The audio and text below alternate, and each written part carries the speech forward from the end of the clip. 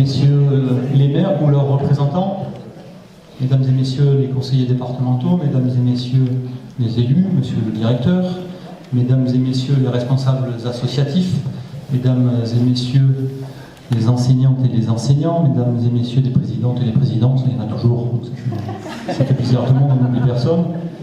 Mes chers amis, me voilà à nouveau devant vous pour ce rendez-vous annuel des vœux. L'exercice est certes convenu, mais pas désagréable. Il marque les étapes d'un parcours que nous faisons pour beaucoup d'entre vous en commun. Il y a un an, lors de mes précédents vœux, je vous souhaitais en préambule que l'année 2018 soit porteuse d'espoir. Ces vœux ont été exaucés, mais je ne sais pas en mesurer ma responsabilité. En effet, la fin de l'année a vu la mobilisation des Gilets jaunes se cristalliser sur une colère, une injustice. Mais c'est une mobilisation qui porte surtout, essentiellement, de l'espoir.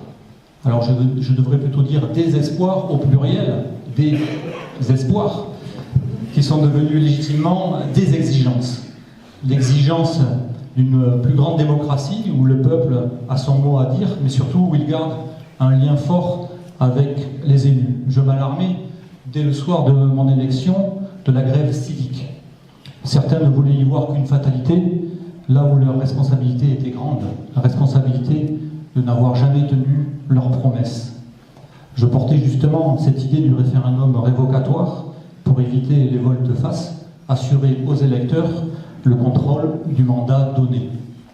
Il se trouve aujourd'hui, dans les revendications, que l'on retrouve une forme de ce référendum révocatoire. Il s'appelle aujourd'hui référendum d'initiative citoyenne.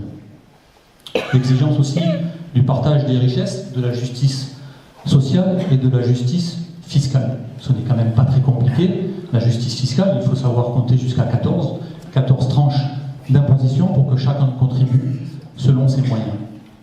Ou encore, cette mesure mise en œuvre par les États-Unis marxistes d'Amérique, la taxation différentielle.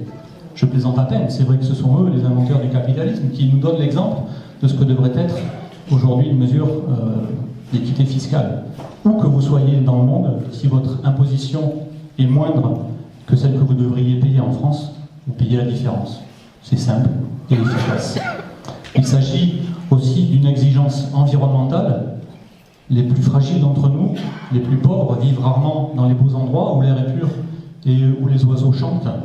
Quand ils sont centrifugés des métropoles, chassés dans les campagnes péri-métropolitaines, faute de pouvoir accéder au logement hors de prix, c'est pour se retrouver esclaves de leur voiture pour accéder aux moindres services publics.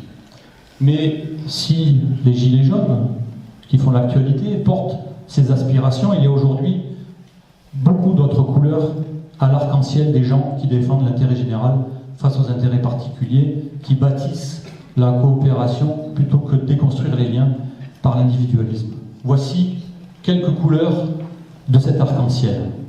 Parlons tout d'abord des stylos rouges, cette mobilisation grandissante des enseignantes et des enseignants. Non pas pour eux, personnellement, mais pour leur métier et pour les moyens de l'exercer. Pour sortir de la précarité, bon nombre de personnels, notamment les assistants d'éducation ou encore les accompagnants d'élèves en situation de handicap. Pour la reconnaissance salariale, certes, mais surtout pour un vrai service de remplacement. Leur métier, c'est Victor Hugo qui le définissait ainsi, les maîtres d'école sont des jardiniers en intelligence humaine. Quoi ajouter? Pourtant, un professeur malade et la classe n'est plus assurée, faute de remplaçants. Et ce ne sont plus des jardins pour l'émancipation de nos enfants, mais nous nous retrouvons face à des jachères. Évoquons les robes noires, ces avocats et plus largement ces magistrats qui dénoncent le manque de moyens, la fusion des tribunaux d'instance et de grande instance, et la création de tribunaux judiciaires pour des raisons pécuniaires. Il y a au bout de cette logique la désertification dans certains départements, la fermeture à terme de tribunaux. Pour faire court, c'est la rupture de l'égalité d'accès aux droits et l'allongement des délais. Remercions les blouses blanches, leur passion et leur abnégation, au-delà de l'entendement, évite l'effondrement immédiat de notre système de soins. Notre CHU, comme tous les autres, est au bord de la rupture. Manque de moyens et de personnel, logique comptable, rentabilité, disent certains gros malins. Ils ne comprennent pas que des gens qui ne se soignent plus contaminent les autres et qu'au final, cela nous coûte bien plus cher. Dans notre secteur, particulièrement, où la démographie augmente, il faut soigner aujourd'hui et anticiper sur des besoins futurs. C'est une responsabilité politique. La décision de technocrates concernant la fusion de la clinique Bagatelle et de l'hôpital Robert Picquet n'est ni raisonnable ni viable. Si elle venait finalement à se réaliser, ce qui n'est pas assuré à cette heure, je prédis un échec cinglant. Mes amis, qui avec moi défendent un service public de santé à la hauteur des enjeux, sauront tenir la liste des responsabilités. Saluons enfin l'école bleue. Ce terme d'argot utilisé pour désigner des travailleurs exécutant des tâches manuelles par opposition au col blanc. Je ne peux m'empêcher de penser à eux, ces cols bleus, quand je lis récemment que les dividendes versés aux actionnaires en 2018 ont atteint 57 milliards, ont dépassé 57 milliards d'euros. C'est le fruit de leur travail qui leur est en grande partie dérobé. Avez-vous vu qu'une seule Renault n'a pas été produite depuis que Carlos Ghosn est en prison? Non. Ce n'est pas lui qui crée la richesse, ce sont bien les ouvriers. Je disais donc la coopération plutôt que l'individualisme. Ce n'est pas une évidence pour tout le monde. C'est pourtant une réalité biologique, historique, valable de tout temps. Seules les sociétés les plus solidaires ont survécu. Nous sommes les descendants et descendantes de celles et ceux qui ont su s'entraider, s'épauler devant les difficultés. Les égoïstes ont péri. Et ce n'est pas non plus la situation climatique et écologique actuelle et sa trajectoire inquiétante qui épargnera ces égoïstes. Le GIEC, le groupement international des experts du climat, nous alertait récemment dans son dernier rapport et nous donne 2 ans. 2 ans pour prendre le virage de la transition, faute de quoi l'équilibre de notre écosystème n'est pas assuré à très court terme. C'est ensemble qu'il faut changer entièrement l'organisation de notre société pour que nous puissions espérer continuer à vivre sur la planète avant qu'un effondrement de notre système ne nous y oblige à grand fracas. Notre civilisation du pétrole, de la croissance infinie, dans un monde aux ressources finies, arrive face au mur sur lequel elle va se fracasser. Soyez assurés que la planète s'en remettra. L'enjeu pour nous est donc d'éviter le choc pour espérer que nos sociétés y survivent. Et seule l'entraide et la solidarité seront alors utiles et efficaces. La coopération, ce n'est donc pas la concurrence de tous contre tous au prétexte de compétitivité avec moins d'exigences environnementales, moins d'exigences sociales. J'en profite pour faire le lien avec un sujet qui va nous occuper en ce début d'année. Vous avez bien compris, il s'agit de la discussion sur la construction européenne avec les élections qui arrivent en ce mois de mai. Pour ouvrir la discussion, prenons au hasard un exemple concret et local, celui des Ford à Blanquefort. Il est très récent, mais la logique vaut aussi pour beaucoup d'autres industries, ou ici plus particulièrement pour les cheminots et notamment pour le fret de marchandises. Les salariés devraient donc être plus compétitifs pour espérer garder leurs emplois. D'accord, plus compétitifs que qui? Que quoi? Plus compétitifs face à quoi? La semaine de 60 heures des Autrichiens ou face au SMIC bulgare à 260 € par mois? Quelle est donc cette course absurde? Est-ce cela la modernité et le projet de l'Union européenne? Le résultat de cette mise en concurrence de tous les services, de tous les salariés, de la libéralisation qui fait baisser les prix, le voici ce résultat.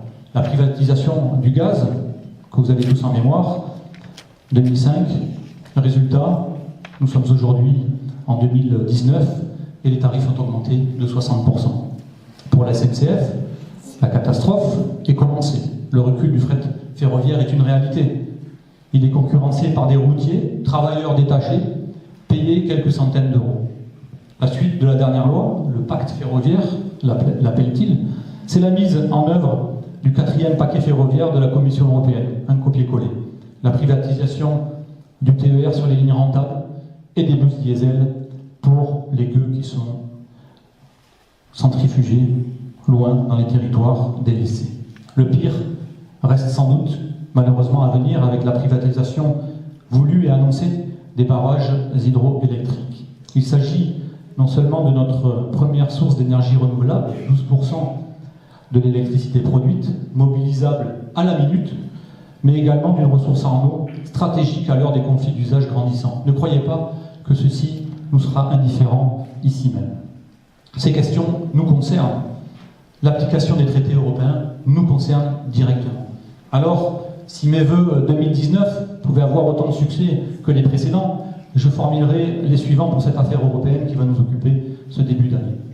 Tout d'abord, le vœu d'une union des peuples plutôt que d'une union des banques. L'austérité éternelle n'est pas un horizon humain. Le vœu de traité protecteur et garant de l'harmonisation sociale et surtout environnementale, et non pas de ces traités actuels du dumping pour produire n'importe quoi, moins cher, plus sale. Le vœu d'un Parlement indépendant des lobbies, qui ne doit pas seulement être consulté à la marge alors que les importants de la Commission européenne décident seuls, telle Margrethe Vestager qui, pour nos barrages hydroélectriques, décide contre notre intérêt. Enfin, pour finir, puisque depuis plusieurs jours, plusieurs semaines, j'entends dans les cénacles et sur les plateaux médiatiques une lancinante rhétorique sur la violence, une police de la pensée qui ne se cache même plus, je voudrais offrir à celles et ceux qui préfèrent l'ordre à la justice ces quelques mots de Jean Jaurès. C'est dans cet esprit, et avec ces leçons de notre histoire, de nos combats, que je demande à tous nos militants de juger et d'interpréter les batailles plus récentes. Ah, je sais, on parle des violences qui se commettent dans les grèves, des conseils de violence qui sont parfois donnés. Je le déclare une fois de plus, je le dis bien souvent et je le répète. Ce sont des choses que je n'aime pas.